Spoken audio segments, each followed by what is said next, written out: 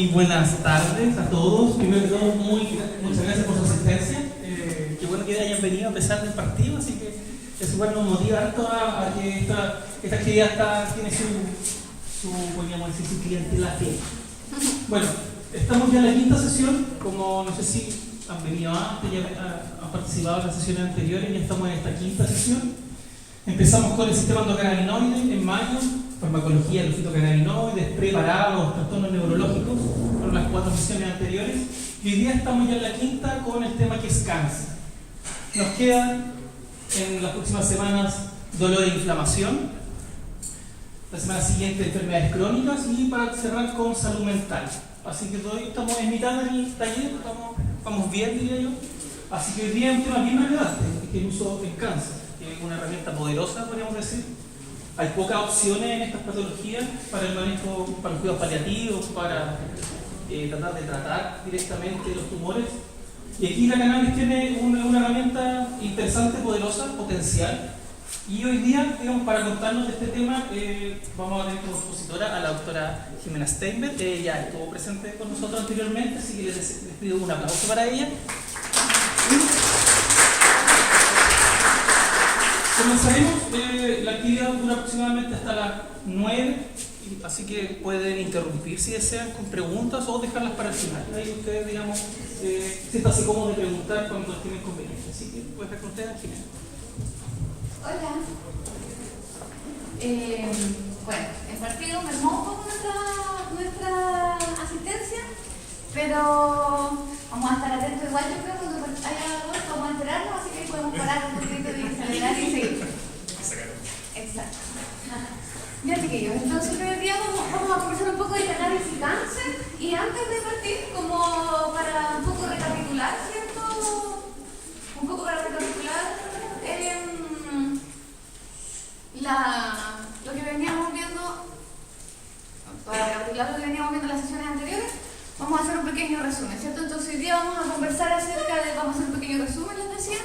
Vamos a conversar acerca de la evidencia preclínica del uso de componentes de la cannabis como un agente antitumoral. Vamos a revisar algo de evidencia que existe ya levantada desde reportes de casos de uso de componentes de cannabis como agente antitumoral. Y finalmente vamos a revisar el uso de cannabis en cuidados paliativos en enfermos de cáncer. Así que, como a modo de resumen, entonces les vamos a recordar que es el sistema endocannabinoide. Y el sistema endocannabinoide entonces consiste en cannabinoides, ¿cierto? Hormonas, ácidos grasos sintetizados por nosotros mismos, por el propio organismo. Endocannabinoides, ¿cierto? Porque los producimos nosotros, endo y cannabinoide es su naturaleza, ¿cierto? Anandamida y 2-AG son sus mejores representantes. ¿Y qué hacen ellos en nuestro cuerpo? Bueno, se unen a dos receptores de endocannabinoides, ¿cierto? Receptores de endocannabinoides son varios, pero los más conocidos o representativos vienen siendo los receptores llamados CB1 y CB2. Entonces, estos receptores CB1 y CB2 se encuentran embebidos en la membrana, y cuando estos receptores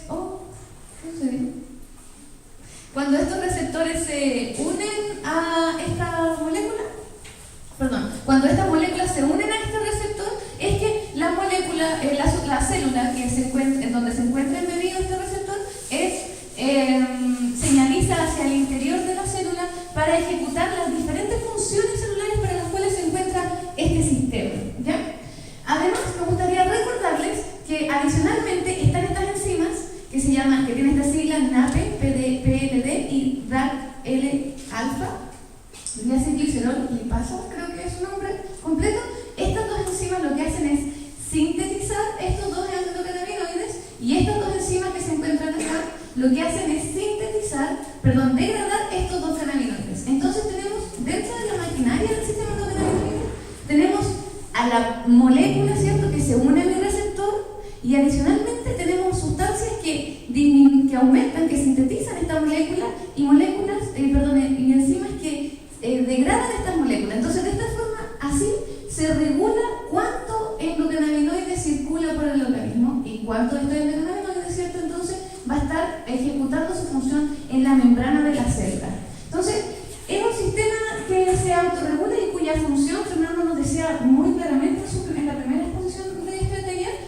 que el sistema endocannabinoide está básicamente presente, ¿cierto?, en todos los tejidos del organismo. De hecho, el único tejido, la única célula en la que no se encuentra presente el sistema endocannabinoide es en los eritrocitos. En el resto de las células y tejidos se encuentra completamente presente, es decir, se encuentran los receptores, los endocannabinoides, y también se encuentran las moléculas que sintetizan y que degradan estos cannabinoides. Bueno, ciertamente, si está presente en todos los tejidos, algo importante debe estar haciendo, tal cual en palabras de, ¿cierto?, nuestro doctor Fernando Sepúlveda. Entonces, ¿qué es lo que está haciendo? Lo que hace este sistema endocannabinoide es mantener la homeostasis, colabora con la homeostasis de los sistemas. ¿Y qué es la homeostasis? La homeostasis es la capacidad de mantener el ambiente interno estable frente a perturbaciones o cambios que ocurren en el medio externo de un sistema. De esta forma, si necesita un poco más, digamos, el sistema endocannabinoide podría funcionar tanto como para promover como para disminuir la función celular, función de las células, ¿cierto? Además, función de los tejidos, cuando es en todas las células de un mismo tejido. Y finalmente de los sistemas, ¿cierto? Órganos, sistemas y organismos. Entonces, ¿qué pasa cuando el sistema endocannabinoide se enferma? Bueno, ocurre un cuadro que se llama deficiencia clínica de endocannabinoides, que básicamente implica la manifestación es un cuadro en el cual se manifiestan diferentes enfermedades dependiendo del tejido en el que el sistema endocannabinoide se encuentra un poco alicaído. Entonces, Ethan Russo, en el año ya 2004, Ethan Russo es un médico estadounidense de origen de Estados Unidos, es un médico dedicado a la investigación, y en el año 2004 ya él trabajaba con un sistema endocannabinoide, pero ya en el año 2004, es decir, hace 12 años atrás, acuña el término de deficiencia clínica del sistema endocannabinoide, que es lo que vemos acá con esta sigla CECD. Básicamente él analiza, estudia a las personas que referían alivio a sus enfermedades refractarias a la farmacología tradicional al consumir cannabis. Entonces, lo que hace él es estudiar el sistema endocannabinoide en los tejidos de estas personas, y lo que encuentra justamente es una deficiencia, es decir, encuentra que o están disminuidos los endocannabinoides o están disminuidos los receptores de endocannabinoides. Por eso, al incorporar cannabinoides de forma exógena a partir que se encuentran presentes en la planta, se corrige esta falla del sistema endocannabinoide y se logra la normalidad. Por eso, acusan residuos de alivio de síntomas al incorporar cannabinoides de origen vegetal, llamados ciertos fitocannabinoides. Entonces, ¿qué es lo que les estoy diciendo con esto? Básicamente, ¿por qué es que la cannabis es una alternativa real de tratamiento? Y esto es porque en los receptores endógenos CB1 y CB2 también se unen los cannabinoides exógenos que incorporamos a través de la planta. Los más conocidos son THC, CBD, también hoy día sabemos un poquito más de CBG, ¿cierto? Pero son aproximadamente 106 cannabinoides que se encuentran presentes en la planta. 106 cannabinoides. Y aproximadamente 80 terpenos. Vamos a conversar un poquito más adelante. ¿Qué es la cannabis sativa? Denme un segundo porque creo que está. Eso sucede.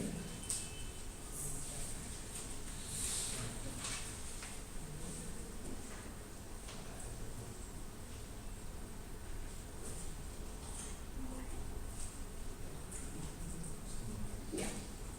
Ahora sí. Ya. ¿Qué es lo que sucede? Sucede que, bueno, ahora ¿qué les quiero conversar? ¿Cierto? Les quiero conversar acerca de los fitocannabinoides. Quiero recordarles un poquito de la planta en realidad, porque esta conversación ya la tuvimos.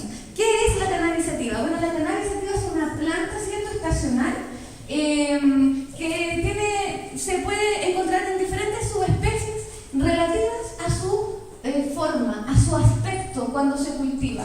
Entonces, de esta forma encontramos cannabis sativa de características sativas, es decir, cannabis sativa cuando encontramos plantas que crecen altas y delgadas, dedos delgados, alargados, puntiagudos, plantas altas y floraciones largas. Esas plantas son llamadas sativas. Las plantas de las subespecies índicas, como esta que estoy indicando acá, son plantas más bien gorditas,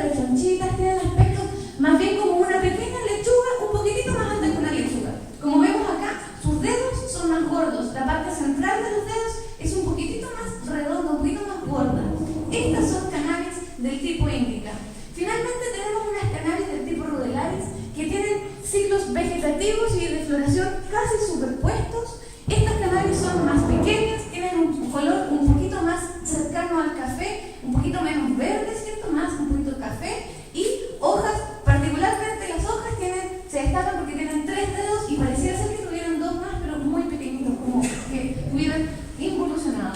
Son plantas más bien pequeñas.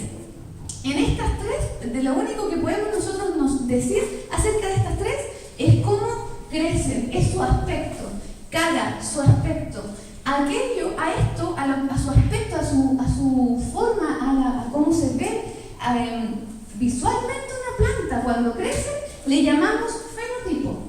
Y fenotipo, entonces, que es el aspecto, es lo que vemos. Sin embargo, el contenido en THC, CBD o la proporción en la que ellas se encuentran, no conocemos. Eso es aquello a lo que le llamamos quimiotipo, es decir, el contenido químico que tiene la planta, que tienen los diferentes componentes de la planta en la planta y en los diferentes subtipos de la misma planta. ¿Sí?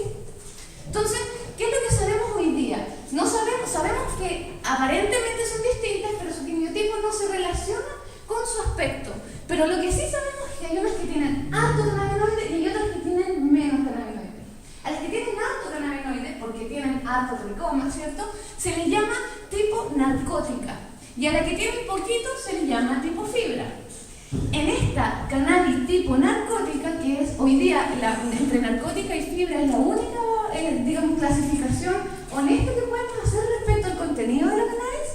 En esta tipo narcótica se comparte, ¿cierto?, el uso medicinal, espiritual y recreativo. Entonces, aquí, en este espacio, es donde nosotros vamos a conversar respecto al uso medicinal, ¿sí? Entonces, cannabis tipo narcótica, sativa, índica, ruderaris, da lo mismo. Narcótica es básicamente el tipo de cannabis que nos va a interesar para el uso medicinal. Entonces, ¿qué es quimiotipo? Quimiotipo es la composición química principal que presenta un individuo o un objeto particular producido en condiciones particulares. Y Bedrocan es una empresa holandesa que ha logrado cultivar de forma bien estándar la cannabis. ¿Qué significa esto? Que ha logrado cultivar flores que, si nosotros cortamos flores de distintas plantas, van a tener la misma proporción, el mismo porcentaje de THC versus CBD, que es el que indica la planta, básicamente. Estabilizó las condiciones de crecimiento para que todas las partes de la planta sean igualmente estimuladas. Y de esta forma, al ser igualmente estimuladas, su concentración de síntesis de cannabinoides, su tasa de síntesis de cannabinoides va a ser muy similar. Bedrocan ha desarrollado varios quimiotipos diferentes de cannabis. El más conocido es el Bedrocan. Y esto es cannabis medicinal. Esto se vende en frasquitos al formato de flores. Uno compra básicamente cannabis, llega en un frasquito con un permiso, ¿cierto?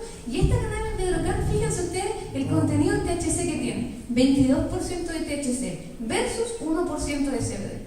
Se los comento porque en general uno tiene un poco de temor cuando habla de cannabis medicinal de usar el THC, porque tenemos también un pequeño miedo, ¿cierto? Un pequeño prejuicio respecto a la psicoactividad que pueda estar asociada al THC. Sin embargo, de las primeras cannabis medicinales producidas en el mundo está Bedrocan con 22% de THC y menos del 1% de CBD. Funciona. Básicamente les quiero decir, funciona, ¿cierto? Hay que saber usarla, pero funciona. Tenemos altas en CBD, tenemos cannabis balanceadas, tenemos altas en THC y tenemos muy altas también en THC. Diferentes quimiotipos usados con diferentes objetivos en las diferentes terapias, como ya estuvimos conversando. Solo para recordarles, ¿cierto?, cuando les digan que no hay suficiente evidencia para saber si la cannabis realmente funciona o no, aquí 474 estudios clínicos andando, 250 completados, solo uno de ellos se encuentra disponible. Me imagino, pensarán ustedes, sabrán dónde se encuentra esta información encriptada, ¿cierto? 250 estudios completados, encriptados en las farmacéuticas. Varios de ellos todavía están en evaluación, terminados, sin publicar, en etapa de reclutamiento, etcétera, etcétera. 474 estudios clínicos, suficiente por último como para pronunciarse respecto a la eficacia del fármaco. Entonces, ¿qué tiene la cannabis sativa? Tiene varios compuestos la cannabis sativa, pero los que más nos van a interesar y los que vamos a estar repitiendo en esta charla van a ser los cannabinoides y los terpenos, donde los cannabinoides van a ser, ¿cierto?, los más importantes. Aquí tenemos nuevamente THC, el CBD, los más importantes, y de los terpenos, recordarles que también son grasas volátiles y que son aquellas moléculas que nos hacen sentir el olor de las cosas. Entonces, básicamente, estos terpenos son las moléculas, son moléculas volátiles que se encuentran presentes en las flores y muy importantemente presentes dentro de la materia vegetal, dentro de las hojas. Entonces, cannabinoides y terpenos, las moléculas más importantes, ¿cierto?, para el uso medicinal. Se los quería recalcar porque eso es justamente lo que nosotros tratamos de capturar cuando hacemos las extracciones químicas. Extraemos cannabinoides y terpenos desde la materia vegetal hacia el solvente donde yo estoy preparando mi extracto, ¿cierto? Si uso etanol, que es lo que nosotros recomendamos en realidad como mejor solvente, los cannabinoides y terpenos van a ser transferidos desde la materia vegetal hacia el etanol. Si uso aceite, lo mismo. Y en general describimos que para preparados de menor potencia uso como un solvente el agüita, ¿cierto? Y son las infusiones que las preparo con hojas de poda o máximo las hojas de manicura, ¿cierto? Dado que los cannabinoides, como son grasas, se solubilizan bien poquito en el agua. Entonces, básicamente agregarle aquí una flor para tratar de preparar una infusión de flores de cannabis es como perder material, porque de ahí mucho cannabinoide se va a quedar todavía embebido en la flor. Además tenemos las tinturas orales y friegas tópicas que se pueden preparar utilizando hojas de manicura y flores, ¿cierto? Esto es un extracto alcohólico, ojalá, es nuestra recomendación. Y también tenemos los extractos concentrados que se preparan a partir de una tintura de flores, ¿cierto? Una extracción rápida de una tintura de flores y su evaporación completa, ¿cierto? Entonces, de menor a mayor potencia, dependiendo del tipo de materia vegetal con el que yo preparo y el tipo de extracción, ¿sí? Solamente para ir recordándoles un poco. Entonces, también recordarles que en la terapia canábica la dosificación, y esto lo dice el manual de cannabis medicinal del Servicio de Salud Pública canadiense, la dosificación de la terapia canábica es completamente individuo dependiente, es decir, mi dosis efectiva es imposible de transferir a otra persona, es imposible que yo les extienda mi dosis efectiva a ninguno de ustedes, porque ustedes tienen una dosis efectiva personal. De hecho, su dosis efectiva en la mañana probablemente sea distinta a su dosis efectiva en la noche. Así de variable es, porque tenemos tantos receptores endocannabinoides en todos los tejidos que muchos de ellos se comportan de forma variable a las diferentes horas del día. Entonces, sabemos que la evaluación entonces del bienestar es la que necesitamos tener presente para titular la dosis. Siempre considerando partir desde dosis más pequeñas hasta avanzando hacia las más altas, excepto, y lo vamos a recordar solamente en una ocasión. Entonces, en general, ya hemos conversado que para paliar el dolor, ¿cierto? Para manejar molestias por dolor crónico, ¿cierto? O dolor neuropático, las concentraciones, las dosificaciones de cannabis que necesitamos van desde pequeñas hasta medianas. Es básicamente lo que quiere indicar aquí, ¿cierto? Este triangulito. Para epilepsia, y aquí está un poco la excepción a esta regla de partir siempre de menores a mayores concentraciones, necesitamos manejarnos alrededor de las dosis intermedias. También podría ser avanzar hacia dosis mayores, pero evitar pasar por este momento de dosis baja, puesto que se podría promover o podría aparecer algún cuadro de sobreexcitación porque la dosificación fue muy bajita para el caso de epilepsia. En cáncer tenemos que la dosificación que vamos a utilizar, y lo vamos a ver hoy día con un poquito más de detalle, son bastante altas. Mientras que en estos cuadros de aquí, ¿cierto? En estos rectángulos de acá, vemos que para las diferentes concentraciones que necesitemos, vamos a recurrir a diferentes extractos, ¿cierto? De infusiones, tinturas y extractos concentrados de menor a mayor concentración. Hoy vamos a conversar de cáncer y acerca del uso paliativo de cannabis para manejar las molestias justamente como uso paliativo en pacientes que tienen cáncer, que padecen la enfermedad de cáncer. Entonces, para hablarles de cáncer, lo que primero les quiero decir, chiquillos, es que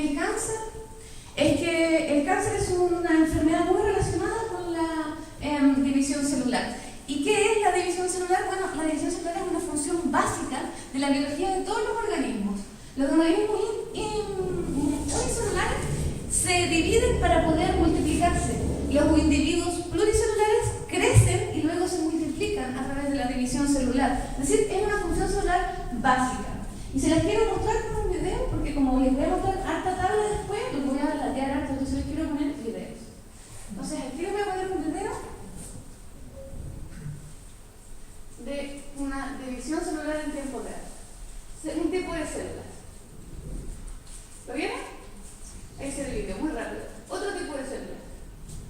va a dividir.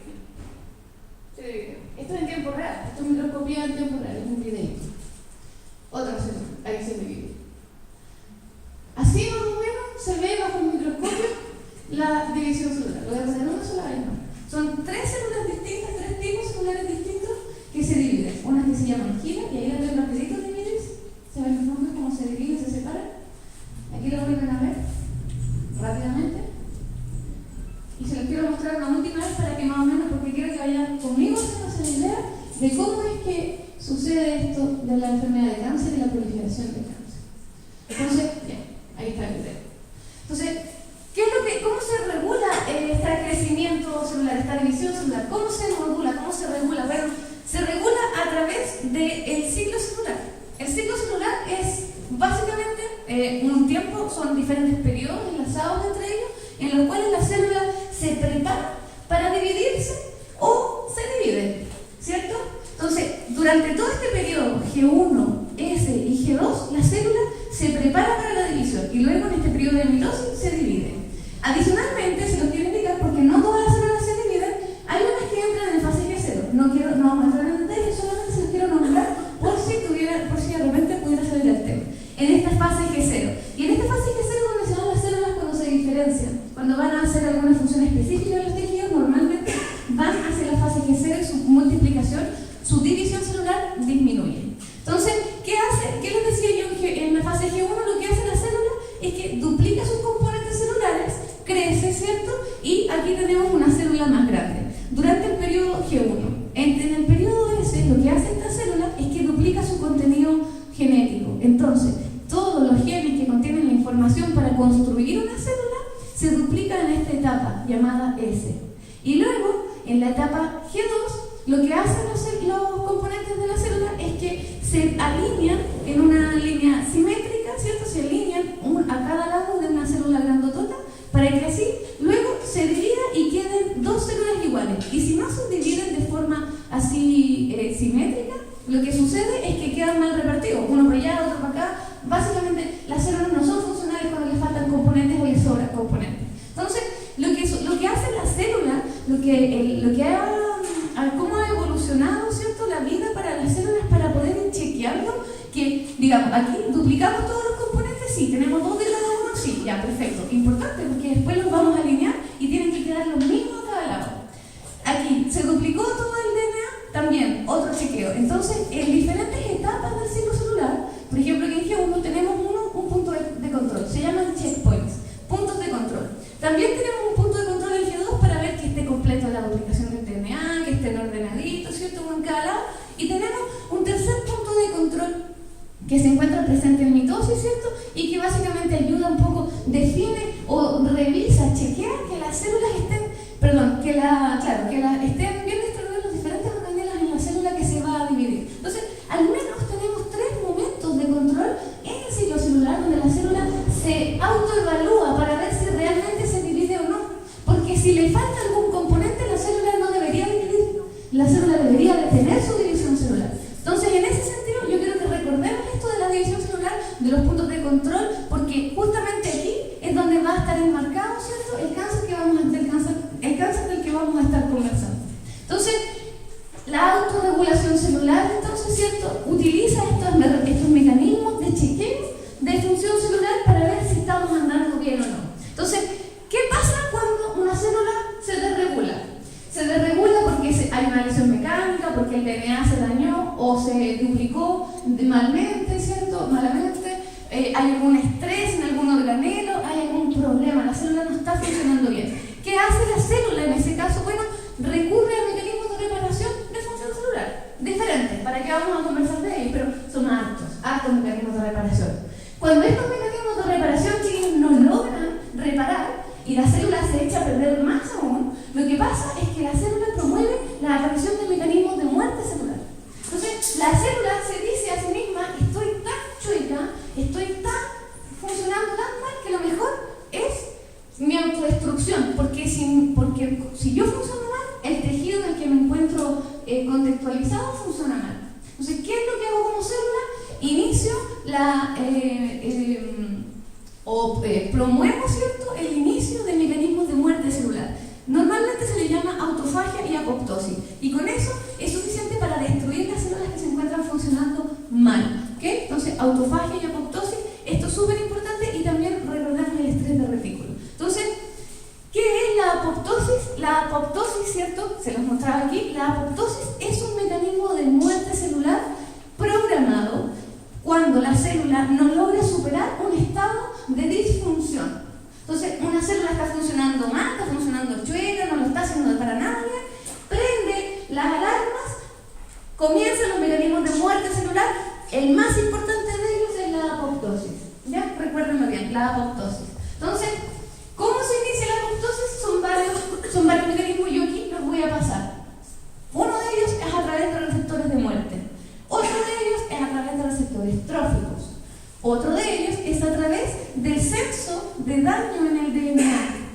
Además de otros estrés, por ejemplo, algún organelo de la célula que funcione mal, citotoxicidad, mitocondrias que están funcionando mal en la célula, noxas externas, todos ellos, miren, todo este menjunje de cosas convergen en una molécula, en la activación de una molécula que se llama caspasa 8 y luego caspasa 3. Esta caspasa 3 entonces viene siendo una proteína muy importante en el inicio de la apoptosis. ¿Qué pasa en cáncer? Justamente en cáncer, lo vamos a ver con detalle, en cáncer todos estos mecanismos se encuentran tan alicaídos que no logran promover la apoptosis. Entonces, tenemos diferentes mecanismos en la célula para ir censando en la disfunción, y en cáncer resulta que ellos no logran iniciar la apoptosis. Alguna de estas vías o varias de ellas se encuentra apagada en cáncer, ¿sí? Entonces, las células que deberían morir sobreviven. Las células que deberían iniciar apoptosis siguen creciendo, siguen multiplicándose. Entonces, la apoptosis es un mecanismo de muerte celular programada fundamental para el buen funcionamiento de los tejidos celulares. Entonces, también tengo un video, ¿cierto? Para que no se manejen con tanta letrita, tengo un video acerca de la apoptosis y yo lo encontré súper bonito. Es del año 2004, de un paper de Nature que no tiene mucho que ver con cáncer, pero que muestra la apoptosis. Se ve muy, muy bonito. Entonces, les voy a mostrar aquí, ¿cierto?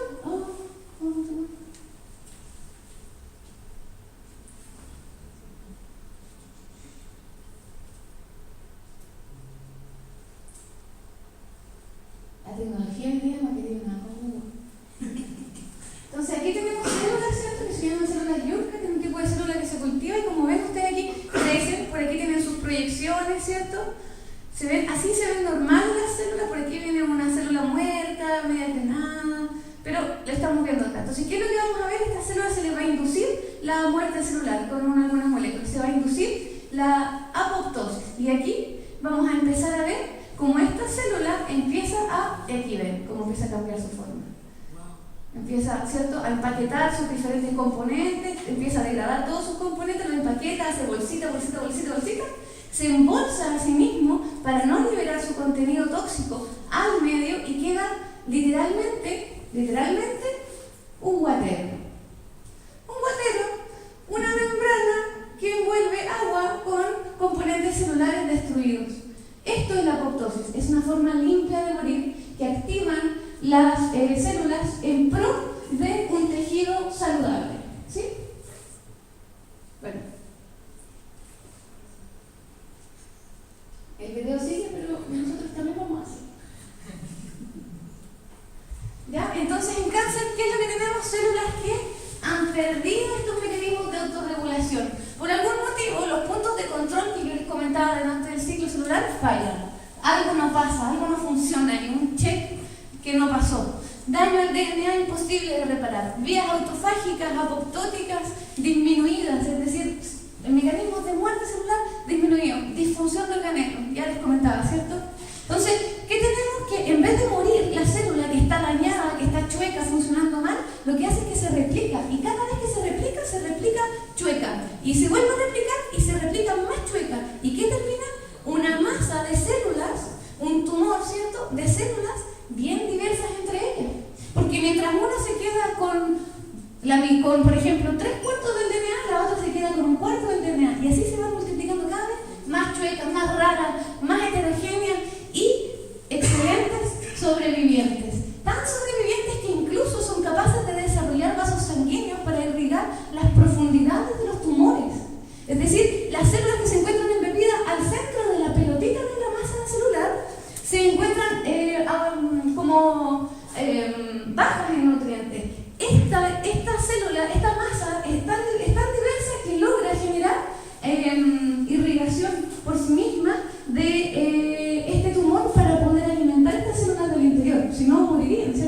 igual necesitan nutrientes para funcionar. Entonces, recordar que el cáncer entonces contiene células que son bien diversas. A pesar de que son diversas, es posible encontrar algunos marcadores que son los que a ustedes nos medimos, ¿cierto? Que son los marcadores tumorales. Les voy a mostrar un par de videitos más, ¿cierto? De qué es la división normal y qué es la división anormal de las células. Entonces, mientras acá, ¿cierto? Esto es solo una animación, esto no es microscopía real. Mientras tenemos células que crecen y se dividen de forma normal, ¿cierto?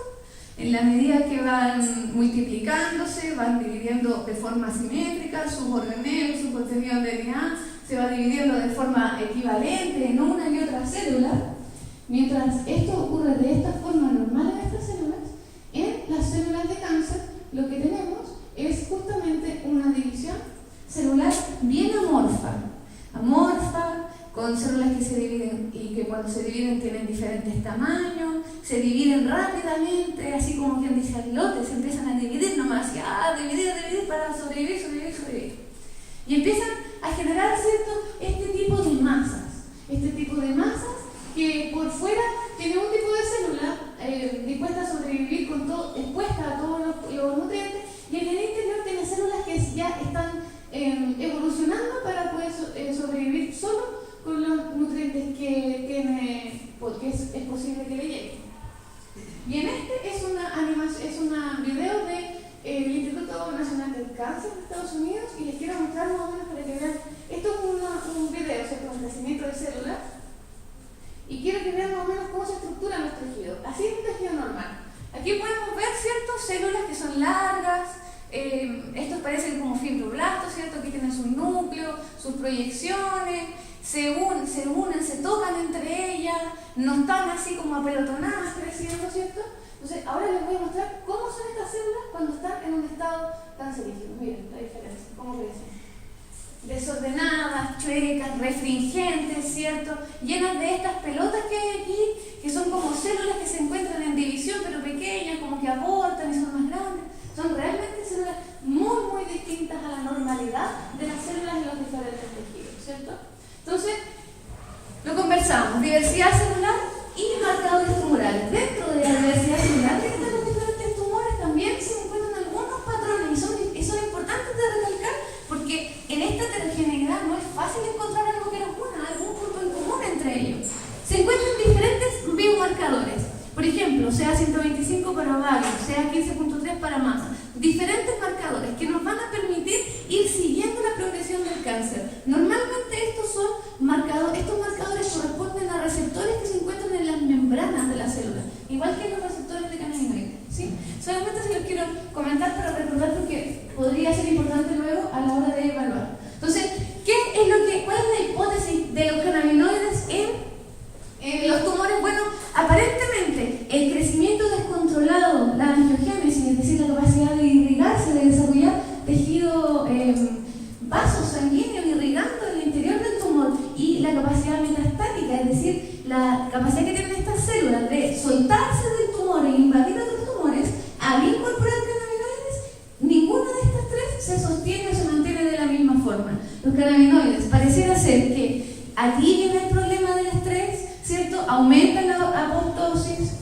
promueven la apoptosis básicamente, disminuyen la producción de la irrigación, inhiben la angiogénesis, la producción de vasos sanguíneos, la generación de vasitos sanguíneos que van a estar irrigando los tumores, inhibida por los cannabinoides, ¿cierto? Y también alguna capacidad metastática pareciera ser que se detiene un poco con los cannabinoides. Vamos a ir viendo. Entonces, ¿qué les voy a mostrar ahora? Les voy a mostrar información, evidencia científica, publicaciones. Les voy a mostrar tablas y números en los que van a tener que ustedes ponerle el peso de importancia que consideren para cada uno de ellos, evaluando, por ejemplo, qué dosis se administra en cada uno de esos experimentos, cuál es la vía de administración utilizada en los experimentos y cuál es el modelo biológico, porque a pesar, como dice, ¿cierto?, nuestro colega Fernando Sepúlveda, nos parece que no somos ratas, hacemos hartos experimentos en ratas, nos parecemos a las ratas, pero no somos ratas. Entonces, bajo esa premisa, los modelos biológicos podemos extrapolarlos, pero no podemos considerarlos idénticos, iguales. La información que vamos a revisar ahora va a ser la mayoría de ellas desde modelos celulares y vamos a ver algo de reportes de casos. Recordarles que cuando hablamos de modelos celulares, hablamos de células cultivadas en placas a las cuales yo le agrego la sustancia que estoy estudiando en el medio, están embebidas aquí, en el medio en el que estoy agregando mi agente, ¿cierto?, antitumoral. Mientras que en el modelo animal o humano, o animal humano, más bien, ¿cierto?, la vía de incorporación va a importar a la hora de considerar las concentraciones efectivas que alcanzamos, ¿cierto? Recordando que mientras la vía inhalatoria es una buena vía, la vía digestiva y otros mucosados que no son malas vías de administración son bastante menos eficientes. Entonces, ¿qué evidencia preclínica? Primero de todo tenemos melanomas de ratón. Melanoma es uno de los cánceres que tiene mejor pronóstico con el uso de cannabinoides, básicamente porque podemos tomar el cannabinoide y ponerlo justo sobre el melanoma que se encuentra, ¿cierto?, en la superficie. Básicamente embebemos en cannabinoides el melanoma por fuera, está en directo contacto. Entonces, en este caso, lo que ellos han visto es que ciertamente, en la medida que utilizamos este vehículo como el control positivo, ¿cierto?, este es como el control de aquí no hay un tratamiento anticancerígeno, este TMZ es un agente de quimioterapia.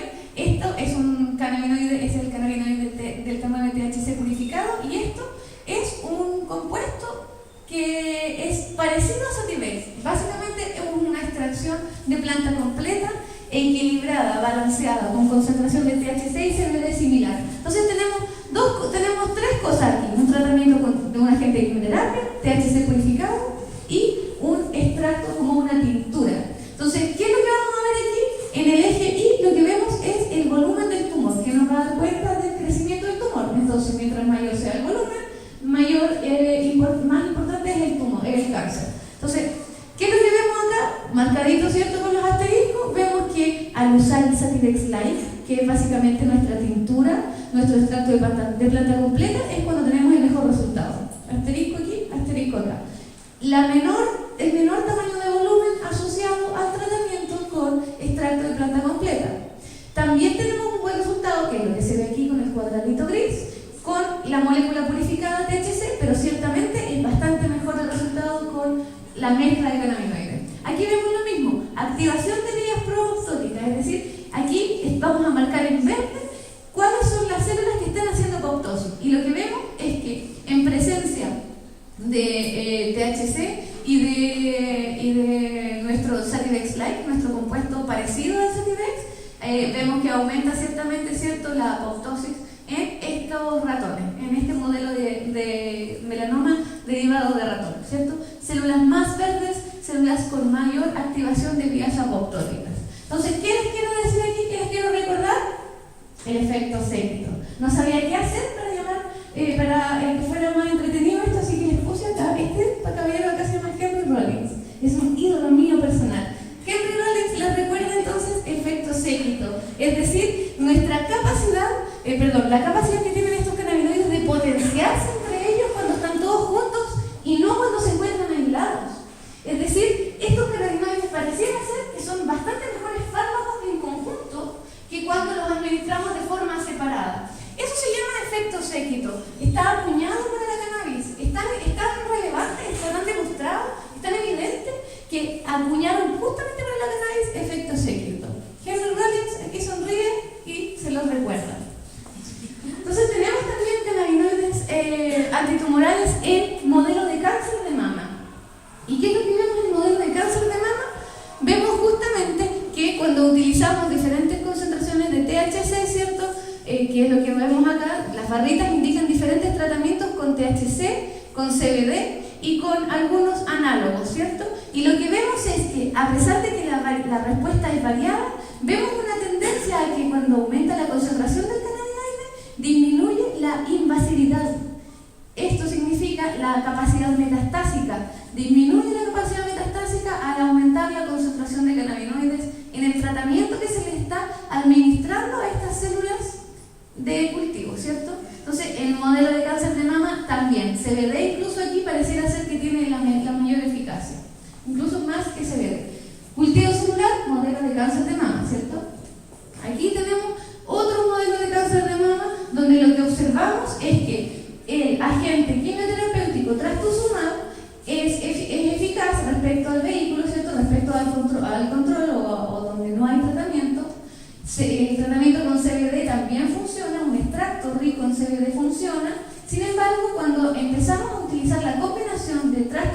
con componentes, con extractos enriquecidos de planta completa, enriquecidos en THC o en CBD, empezamos a ver que la eficiencia del tratamiento a través de la evaluación del volumen del tumor empieza a mejorar. Es decir, menores tamaños de volumen del tumor, menores,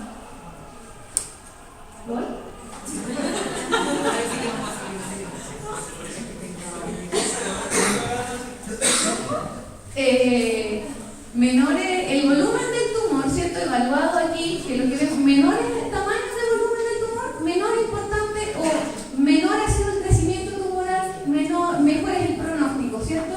Combinación de agente quimioterapéutico y componentes de la cannabis. Finalmente tenemos aquí los puntos donde más funcionó este tratamiento y lo que vemos acá es un extracto de planta completa, de plantas de tipo balanceado, ¿cierto? Con concentraciones de THC y CBD similares, en concentraciones bajas y altas, casi igualmente efectivos y mayormente efectivos que todo el resto de los tratamientos. Es decir, en este modelo de cáncer de mama tenemos un resultado diverso. Nuevamente, cuando utilizamos un extracto de planta completa, nos encontramos que, a diferencia de utilizar componentes aislados, la eficacia aumenta. ¿Y saben quién se lo va a recordar? Henry Rollins, de nuevo, efecto séquito. Recuerden, efecto séquito. Y por eso también es importante mantener esto un poco fuera de las manos de la farmacéutica, porque a la farmacéutica les gusta esto, les gusta aislar los compuestos, tenerlos de a uno, solitos, puros, para estar seguros que la eficacia de cada uno, por ellos, de cada uno de ellos aislados, es segura, nadie se va a morir usándolos de a uno por uno. Bueno, es bastante menos seguro usarlos de a uno que usarlos en combinación. Aquí vamos a ver otro tipo de cáncer de colon, modelo de cáncer de colon ahora. Tenemos extractos con diferentes combinaciones, esto se los muestro solamente porque les quiero contar que esto es lo que nosotros queremos hacer. Esto es una cromatografía líquida y lo que vemos acá es la composición de los diferentes cannabinoides en un extracto. Esperamos que este año, a fin de año, estemos logrando hacer este tipo de cuantificaciones y analíticas para saber qué es lo que tienen los extractos que estamos usando todos, ¿cierto? Entonces, vamos a tener, bueno, y de ahí se derivan este tipo de tablitas. Todo esto para contarles que líneas celulares de cáncer, de modelos de cáncer de colon fueron tratadas con estos extractos que tienen estas concentraciones, bien rica en CBD, aquí, bien rico en CBD, ¿cierto? Porcentaje mayor de componentes del extracto, CBD. ¿Y qué es lo que vamos a ir viendo, cierto? Tenemos un extracto rico en CBD que es el que vimos recién. Vemos que efectivamente en la medida que aumenta la concentración del extracto rico en CBD de tratamiento, disminuye la proliferación. Este eje me mide la proliferación. Disminuye la proliferación al aumentar la concentración o la dosificación de mi extracto rico en CBD. CBD purificado funciona también. Es decir, aquí vemos que funciona, pero el extracto rico en CBD funciona menos bien que el CBD purificado. Es decir, aquí el efecto séquito lo pusimos, pero lo puse medio pálido, porque no es tan evidente. Aquí el componente CBD purificado funciona bastante parecido a lo que funciona el extracto rico en CBD. Es decir, bien variable la respuesta de las células cancerígenas, de los diferentes modelos celulares que tenemos, a las diferentes composiciones de extractos de cannabis que estamos utilizando. Esto se los quiero mostrar para que vean ustedes por qué también, cuál es una de las ventajas, también es una de las ventajas del uso de cannabinoides en terapia, en quimioterapia, como acompañando a las quimioterapias. Y es básicamente porque los cannabinoides no promueven la apoptosis de células sanas. Las células que hacen apoptosis cuando se estimula este mecanismo son las células cancerígenas, porque esas son las células que tienen que hacer apoptosis. Las células normales están buenas, con una buena función, no tendrían por qué, a pesar de que tienen sus vías normales activadas de censo, que van a desencadenar la apoptosis, como funcionan bien, no van a desencadenar la apoptosis. Entonces, ¿qué es lo que vemos acá? Justamente vemos que cuando tratamos con CBD, con un extracto rico en CBD, en estas barras acá, ¿cierto? Y cuando tratamos con CBD purificado, células normales no cancerígenas, no hay muerte, no cambia nada respecto al control, que es este acá, vehículo. Las células no mueren, su tasa de proliferación se mantiene tal cual como es la célula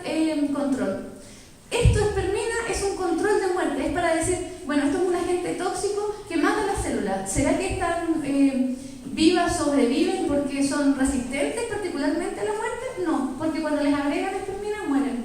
Mueren de forma rápida, evidente, natural. Es decir, cannabinoides en su forma purificada y en su forma enriquecida en extractos pareciera ser que no son tóxicos para las células normales. Para mí tiene todo el sentido.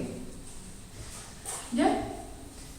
Esta tabla solamente se las quiero comentar porque es de cáncer de pulmón, que es una estadística obtenida desde personas, epidemiología desde personas. Y lo que se ha observado aquí es un correlato. Esto no es tratamiento del cáncer, pero hay un correlato entre el uso de cannabis y cáncer de pulmón. Y el correlato no tiene que ver con la incidencia. De hecho, eso es lo que vemos acá. En estas dos tablas lo que vemos son usuarios que tienen intensidad diaria, es decir, que consumen de forma diaria menos de un cigarrillo, más de un cigarrillo o de forma continua fuman cigarrillos en la vida durante el día. Y en este segundo recuadro destacado acá vemos usuarios pero esporádicos que fuman durante el año. No fuman nada, es el primero de ellos, ¿cierto? Fuman 10 cigarrillos, más de 10 cigarrillos o fuman de forma continua durante el año, pero bastante menos que los de la columna de arriba que fuman de forma diaria, ¿cierto? Entonces, ¿qué es lo que vemos? ¿Cómo se valora esto? Este valor que está aquí, ¿cierto? Que es el valor OR, es un valor que de la referencia es 1, y lo que esté bajo 1, es decir, 0, algo, es relativo a que disminuye la probabilidad de que ocurra, y cuando es sobre 1, aumenta la probabilidad de que ocurra. ¿Cuándo vamos a ver esto? Por ejemplo, acá vemos que los que consumen cigarros diarios incluso tienen menor probabilidad de tener cáncer de pulmón que los que no consumen para nada, que son los que están acá. 0,77, 0,88 los consumidores de cannabis diarios. Aquí lo mismo, 0,69, 0,94. Es decir, los fumadores de cannabis no hay mayor número de personas que tengan cáncer de pulmón por fumar cannabis. Sin embargo, lo que sí observamos que cuando vamos a ver el tipo de cáncer de pulmón que aparece en los fumadores de cannabis intensos y no tan intensos, que fuman diaria y al año, de forma diaria o fuman al año, ¿cierto? Más esporádicamente, lo que observamos es que aquí, como ven acá, 1,73 sobre la referencia que es 1, aquí sí aumenta bastante la probabilidad de hacer un tipo de cáncer que es un tipo de cáncer que se llama adenocarcinoma, que es justamente de los más agresivos cánceres pulmonares. Yo no sé muy bien hoy día cómo interpretar esta evidencia porque no es tan sencillo de interpretar, pero lo que sí sé es que debo ser cuidadosa con esta indicación, con esta medida. Es decir, si soy un usuario continuo de cannabis, ciertamente debería buscar alguna medida de disminución, de mitigación de daños en mi consumo, como por ejemplo el uso de vaporizadores o de consumo de cannabis vía oral. Además, existen modelos de cáncer de líneas celulares de glioblastoma multiforme, y en todos ellos lo que vemos básicamente es que cuando le vamos incorporando aquí, aumentando la concentración de CBD, en este caso del modelo de glioblastoma, que es un cáncer del cerebro, ¿cierto?, de la glia, lo que vemos es que la viabilidad celular, es decir, la salubridad celular, podríamos decir, la capacidad de vivir de esta célula disminuye en la medida que aumentamos la concentración de CBD. Lo aumentamos y disminuye, aumentamos, disminuye, aumentamos, disminuye. Diferentes tipos de células derivadas de glioblastoma multiforme. Básicamente concluyen acá que CBD purificado detiene la progresión del ciclo celular en esta célula, en este modelo de cáncer celular. Glioblastoma multiforme. Glioblastoma de ratones aquí. Esto ya no es cultivo celular, esto está hecho en ratón. ¿Qué es lo que vemos acá? Combinación de terapia cannabinoides con irradiación. ¿Qué me pasa? Irradiación. Entonces tenemos irradiación como terapia contra el cáncer, ¿cierto? Y adicionalmente puede haber o no, en este caso sin tratamiento, puede haber o no cannabinoides. Entonces vamos a tener ratones que se les dejó crecer nomás el tumor, a unos que los irradiaron, a unos a los que le dieron cannabinoides y finalmente donde combinaron la irradiación con los cannabinoides. Y los que vemos acá, ¿se acuerdan que yo les mostré un video que mostraba que los tejidos cancerígenos eran como desordenados, sin estructura? ¿Ven aquí? Tipo, ¿cómo se organiza este cáncer? De forma bien como laxa, sin estructura, desordenado. Entonces aquí más o menos ustedes pueden apreciar una diferencia entre el tejido cancerígeno y uno un poquito más sano. irradiación con los cannabinoides ciertamente mejora, ¿cierto?, la prognosis o el avance de la disminución del cáncer. En ratones, esto es un modelo de ratones. Harta evidencia preclínica, como ustedes vieron, ¿cierto? Harta evidencia preclínica, diferentes mecanismos, pero en muchos tipos de cáncer ya la evidencia preclínica apoya la acción antitumoral de los componentes de la cannabis. Diferentes tipos, ¿cierto?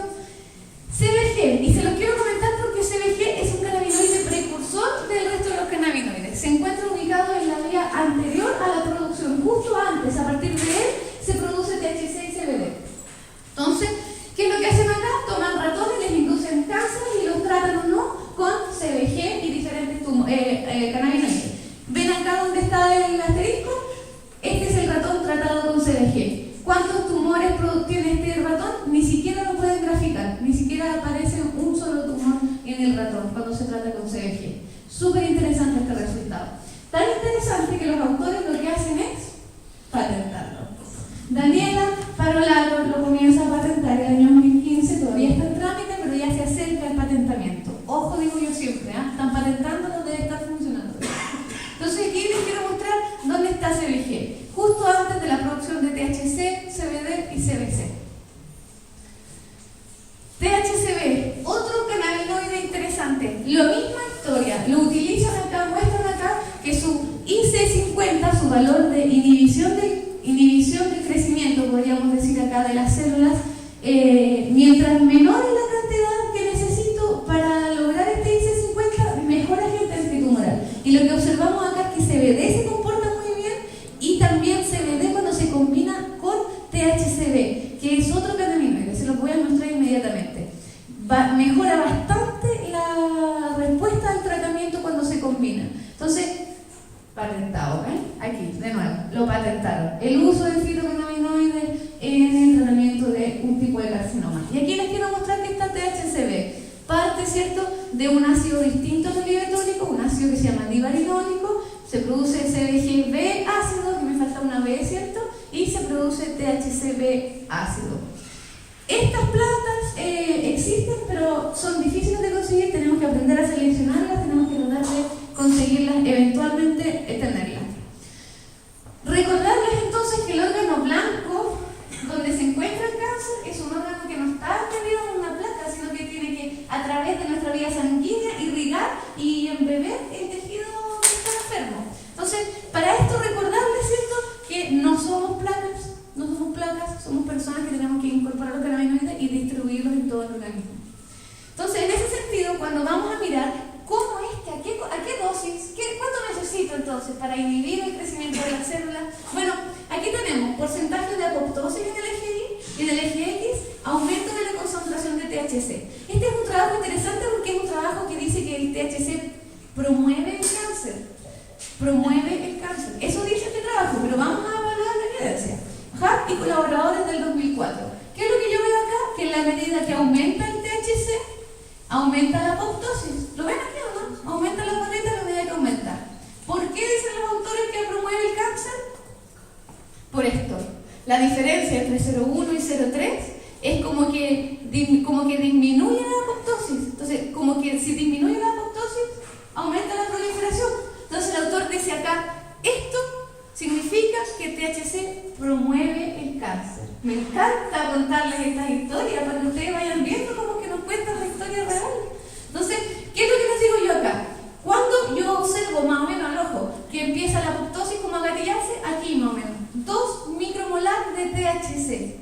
¿Y cuánto equivale eso más o menos en el organismo? Más o menos equivale a tener 630 nanogramos de THC por ml en el medio celular, y en sangre significa que tengo que superar estos 630 nanogramos por ml. O sea, tengo que incorporar una cantidad de cannabis suficiente para o al menos alcanzar esta concentración de cannabinoides en sangre, si esta teoría fuera correcta. Entonces, vamos a ver qué necesitamos para lograr esto. Cuando, de acuerdo al manual de manejo clínico canadiense, dice que cuando una persona inhala un cigarrillo de 0,75 gramos, este es el peso como promedio de un cigarrillo, de una cannabis de baja potencia al 3,55% de THC, se inhala todo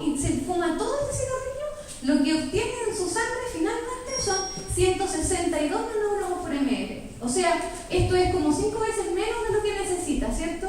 Realmente en su sangre para alcanzar esas concentraciones altas. Sin embargo, quiero que este valor 162 viene del promedio de varias personas. Fíjense el promedio de varias personas. Unas que fumaron lo mismo, y fíjense, unas que tienen 76 y otras que tienen 267 nanogramos por ml de sangre. O sea, aquí se evidencia la variabilidad que hay entre las diferentes personas a la hora de absorber cannabinoides. Entonces, de acuerdo a estas concentraciones, nosotros vamos a hacer una matemática simple, cruzada, y lo que vamos a observar es que si yo tengo una cannabis de mediana potencia, o sea, del 10% de THC, lo que necesito hacer aquí,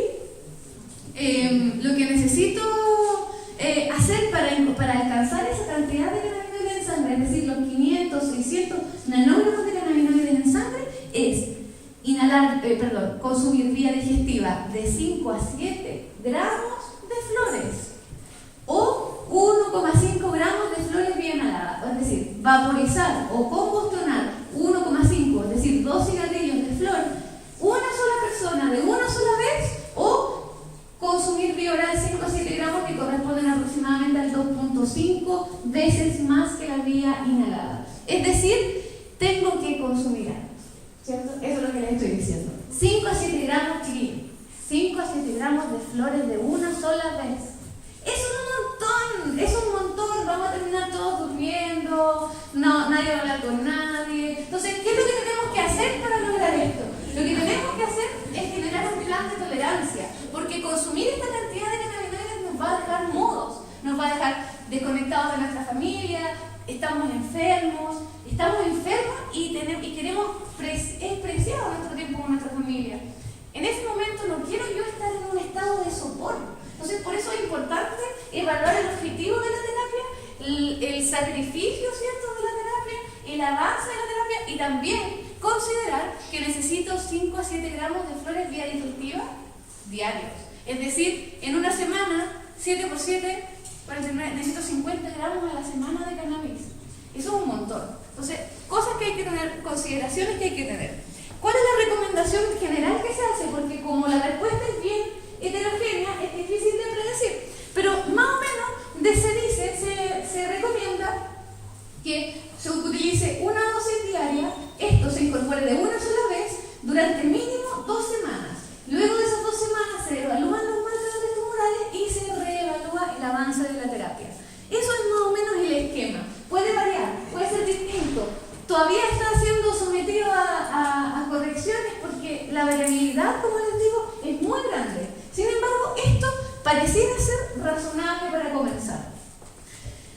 Recordarles, hay que diseñar un esquema farmacológico para hacer tolerancia. ¿Por qué esto es importante, chiquillos? Porque imagínense, estamos súper volados, ¿cierto? Estamos súper volados, con 5 a 7 gramos de flores vía digestiva o 1,5 gramos de flores vía inhalada. Estamos durmiendo y nos dan ganas de ir al baño. Llevamos durmiendo, no sé, 20 horas, muchas horas, 15 horas, 20 horas. Y nos despertamos porque teníamos ganas de ir al baño. Me despierto después de 20 horas de estar durmiendo, apurado con ganas de ir al baño.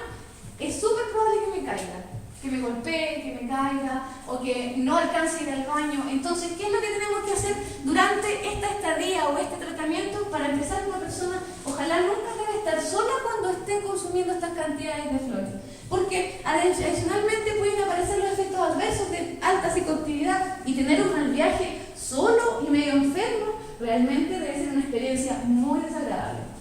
Entonces, es importante estar acompañado. Además, si me quedo dormida 24 horas, sobre todo una mujer, 24 horas sin ir a orinar, puede ser un riesgo de tener una infección urinaria. Entonces, la persona que me acompaña debe despertarme cada 8 horas, cada 6 horas, para preguntarme si quiero ir al baño. Y luego de acompañarme si es que fuera necesario, ¿sí? En el caso de los adultos mayores que tienen movilidad disminuida, no hay opción de que esta terapia lo induzca a hacer úlceras por presión por estar tanto tiempo acostado con él. Existe, efectivamente, es un riesgo. Entonces, todas esas cosas tienen. ¿Y hay forma de evitarlo? Haciendo tolerancia en general, pero los abuelitos son un poquito más sensibles a la psicoactividad. Lo que yo quizás podría recomendar en ese caso es utilizar pacientes sepan seguro que son muy balanceadas o más ricas en CBD. De todas maneras, en los abuelitos, como son un poquito más sensibles, yo quizás, esto es como la exageración, chiquillos, esto es la preclínica expresada a la forma de una estrategia, pero esto es como, igual es una exageración. Imagínense 5 a 7 gramos de flores vía digestiva todos los días, es una cantidad de producción muy grande la que hay que tener en estos casos. Esto es una proyección preclínica, es lo que la preclínica directamente nos hace pensar, pero nosotros no funcionamos, los organismos somos diferentes a lo que es la preclínica, nos comportamos distintos en una planta a en un sistema. Entonces, yo realmente espero que esto sea una exageración. Esta es más o menos el esquema que se está utilizando, pero espero realmente que sea menor. De hecho, les voy a mostrar un poco de evidencia que muestra que quizás no es necesario ponerle tanto cannabinoides. Entonces, es bueno también que consideren la combinación de preparados, porque como vieron, el CBG podría ser un súper buen agente antitumoral, y CBG, como es un precursor de cannabinoides, y de acuerdo a un paper que estuvimos trabajando, analizando juntos, ¿cierto? En la tercera sesión, vimos que aparentemente un par de semanas antes de la finalización de la cosecha, de la floración, CBG está enriquecido. Entonces, en ese momento podríamos hacer una cosecha de cannabis enriquecida en CBG y combinarla, ¿cierto?, en estos preparados. CBG no es psicoactivo, así que trae bastantes menos problemas. Combinar cannabis en relación 1:1 con cosechas tardías, ¿cierto?, para tener harto cannabinoides, y podemos inhalar resina. También podemos utilizar cannabis balanceada para hacer una cosecha temprana, como comentábamos, para enriquecer en CBG, y utilizar tinturas madres de cannabis porque tienen hartos terpenos que potencian el efecto de los cannabinoides vía digestiva.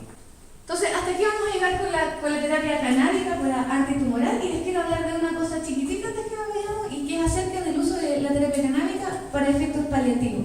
Y esto porque los síntomas asociados al cáncer y sus tratamientos son súper molestos. Partiendo por la pérdida de peso, ¿cierto? La caquexia, no sé si ustedes saben lo que es la caquexia, pero es una pérdida rapidísima de peso justamente por la enfermedad. Entonces tenemos pérdida de peso, una caquexia, que es una exageración, ¿cierto?, de este síntoma. Tenemos anorexia, dolores moderados a severos, ansiedad y depresión, porque cuando uno está enfermo de una enfermedad mortal, las ideas que se me pasan por la cabeza acerca de la inmortalidad son frecuentes. Entonces eso me produce ansiedad, bastante ansiedad. Y en ese sentido también es importante manejar estos síntomas ansiosos. También presentan altas náuseas, vómitos, entre el cáncer y la quimioterapia es un asunto, es una vida bien difícil. Entonces, ¿qué es lo que hemos visto? El año pasado, una revisión sistemática en estas revistas, en revistas, digamos, que se dedican especialmente a hacer revisiones sistemáticas, digamos, destacan cuán favorable o no favorable es la evidencia en torno al uso de terapias canábicas para diferentes síntomas, que es lo que vemos en este lado, ¿cierto? Y aquí vemos cuando es favorable y también vemos cuando no es favorable. ND no se puede determinar, y este índice de Gray tiene relación con cuán importante es ir investigando para estar seguros que el efecto es así. Pero en realidad de esto no vamos a conversar hoy día. Lo que les quiero destacar acá es que para manejar náuseas y vómitos por quimioterapia la evidencia es bastante favorable. Ya no necesitamos aprender más porque ya sabemos por seguro que estos cannabinoides, que los cannabinoides me sirven para manejar estos náuseas y vómitos. No solo eso, náuseas y vómitos cualquiera, sino que además unas que son refractarias al uso de antieméticos normales o farmacológicos clásicos, es decir, que son enfermedades refractarias, como ya hemos conversado, ¿cierto?, en otros casos. El dronabinol, que es el delta 9 THC, aprobado desde 1985 por FDA, saca un nuevo trabajo, ¿cierto?, este año 2016, indicando que, bueno, sí, nuevamente podemos decir que efectivamente el dronabinol funciona para manejar las náuseas y el vómito. Desde 1985, a la forma de un fármaco que se llama Marinol, es que se aprueba a través de la FDA para el manejo de anorexia asociada a pacientes con VIH y para el manejo de vómitos y náuseas asociados a la enfermedad del cáncer. Entonces, básicamente, evidencia un montón, ¿cierto?, para la terapia canábica paliativa. Es importante, chiquillos, que vayamos teniendo presente que la terapia canábica paliativa se trata justamente de conferirle, aumentar la dignidad en los últimos momentos de mi vida. Vivir estos últimos momentos de vida con menos dolor, con un poquito más de bienestar, con un poco menos de ansiedad, con un poco menos de miedo. Tener presente que nuestra humanidad nos hace ser personas tremendamente existencialistas. Siempre nos estamos preguntando si habremos estado haciéndolo bien o mal, o nos habrá faltado algo, pensando en todo lo que no hemos hecho en vez de pensar en las cosas que realmente hemos hecho. La ansiedad en el momento final de la muerte es muy grande. Muchos enfermos terminales refieren que cuando comienza una terapia canábica se les facilita comprender que están experimentando un proceso de muerte, que su vida se está acabando, y se les ha hecho más sencillo aceptar esa realidad. Por lo tanto, han encontrado un bienestar muy espiritual en el uso de terapias canábicas, independiente del uso, digamos, del efecto corporal que ellos pudieran percibir como analgésico, como antiinflamatorio, antiemético. Independiente de eso, refieren haber encontrado un alivio espiritual, de una cosa más interna que lo corporal, en el uso de la cannabis. Y en ese sentido, chiquillos, a mí no me queda nada más que usar que la palabra compasión, cuando estamos hablando de personas que se encuentran en ese momento de la vida. Así que, bueno, en terapia canábica paliativa se puede utilizar tintura madre, ¿cierto? Y también recomendable utilizar cannabis balanceada, inhalada la resina, inhalar la materia vegetal o inhalar la resina, ¿cierto? Para conseguir un poco ese alivio, esa psicoactividad que me va a ayudar un poco a comprender, a vivir, a experimentar con menos miedo, con más tranquilidad y con más dignidad este último momento que me está tocando vivir en este mundo. Siempre es bueno recordar que existen situaciones en las que es un poco peligroso, un poco riesgoso utilizar cannabinoides.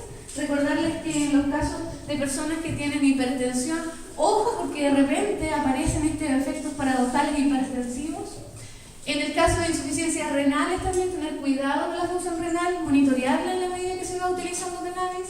En insuficiencias hepáticas, preferir vías inhaladas en vez de las vías orales y las oromucosales, es decir, privilegiar la inhalación de cannabinoides. Y en el caso de la diabetes, evaluar la función pancreática, porque se ha relacionado pancreatitis agudas al consumo duro de cannabis vía oral. Entonces, siempre evaluar los efectos de dosis muy bajas hacia arriba, usar quimiotipos de cannabis balanceada y evaluar los beneficios y los riesgos del uso de la cannabis para ver si seguimos o no utilizando esta terapia. Y muchas gracias por su tiempo, por su atención y preguntas.